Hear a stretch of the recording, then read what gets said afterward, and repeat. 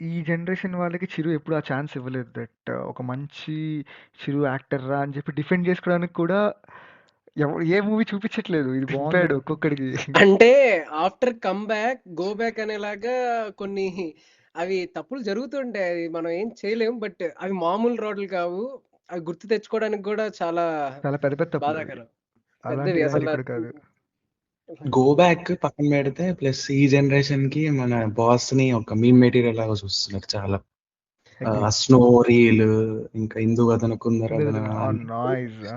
So they like వాళ్ళకి ఇప్పుడు మనలాంటి ఇప్పుడు మేమేది ఏదో పాత జనరేషన్ పీపుల్ అన్నట్టు కాదు, కానీ మనకు సినిమా పిచ్చి ఉంది. We are going back and rewatching them again. Yes. They are very OG movies like Rudraveena, Praveena Aapadbandhavudu. Variation కి ఇంత వర్సటైల్ యాక్టింగ్ డెఫినేషన్, కి క్రేజీ. వర్సటిలిటీ ఇంకా వేరియేషన్స్ కి ఆయన స్క్రిప్ట్ సెలెక్షన్ కి